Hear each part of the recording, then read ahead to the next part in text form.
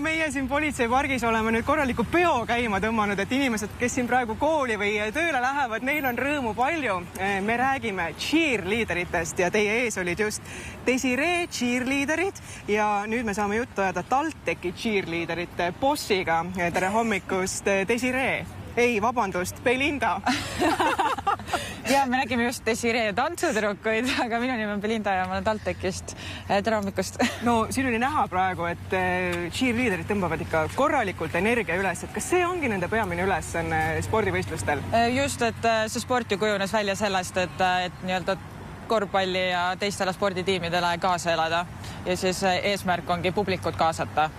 Mis meie selja taga praegu toimub? See tundub natukene ohtlik, aga mis sa treenerina ütled selle peale? No, meie spordiala peamine eesmärk on see asi turvaliseks teha ja sellepärast te näete ka siin näiteks sellel poissmehega tõstel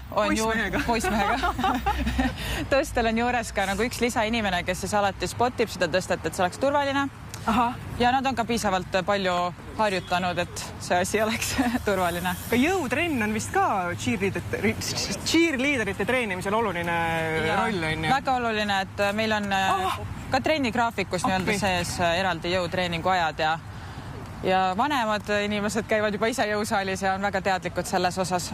No, aga kui cheerleaderid nüüd mõõtu hakkavad võtma sel nädalavahetusel, siis kuidas üleüldse aru saada, et kes on hea? See kõik tundub siin väga maagiline ja natuke õudne ja igal juhul väga äge, eks? Et kas ongi need trikid, mida siis žürii vaatab või mis need asjad on?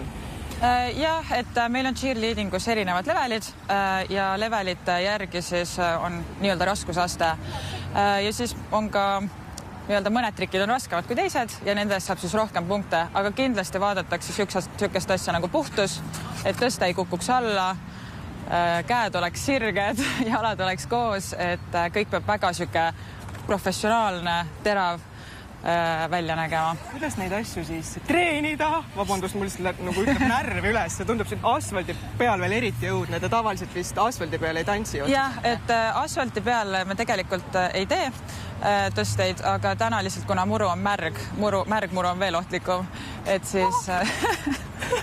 Kas teie jaoks on see kõik väga tavaline või see, mis toimub? Ja kõige hullem on see, kui sa treenid noori lapsi ja siis nemad hakkavad ennast üles viskama, et siis nende eest on veel suurem hirm. Nemad on juba meil trennis käinud siin 7+ aastat, et aga kui väiksemad hakkavad tegema, siis nende eest on küll mis vanusesse siis pihta hakkab selliste trikkide tegemine? No tasemetel, need on erinevad tasemed. Ma ütleks alates 7. eluaastast saab meie klubis treenida, et ka tehakse noorematele. Wow, ma olen täiesti luumatud praegu sellest kõigest, aga kuidas saada heaks cheerleaderiks? Millised omadused peavad siis sellel inimesel olema? No väga head füüsilised eeldused loomulikult. Sa mainisid veel, et selline koostöö on oluline. Mis veel?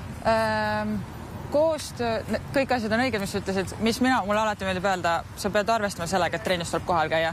Et see on tiimisport, kui ühte inimest sellest grupist ei ole, siis nad ei saa trenni teha. Ja seega sa pead arvestama sellega, et sul on hea distsipliin, oled kogu aeg olemas ja ühesõnaga see on, ma arvan, kõige olulisem asi selle juures. Teie oma rühmadega nädalas trenni teete? 3–4. Ja millised need trennid siis on? Tantsulisust, jõudu? Meil hakkab, me teeme enamast, meil tantsulisust sellel rühmal ei ole, nemad ei tantsi, aga me teeme tavaliselt soojenduse, akrobaatikat, nad teevad ka nii-öelda saltosid ja selliseid trikke ka ja siis teeme tõsteid ja kava, et enamasti on meil kavatrennid. Igal juhul selliseid trikke saab siis näha nädalavahetusel Sakus. Vau, küll meil on ägedad tüdrukud ja ma pean ütlema, et see cheerleadinduse värk ei ole ainult naiste värk. Nagu enne mulle siin öeldi ka, et tegelikult poisid on väga-väga oodatud, nii et andke ennast aga üles ja saate koos naistega trikitama hakata.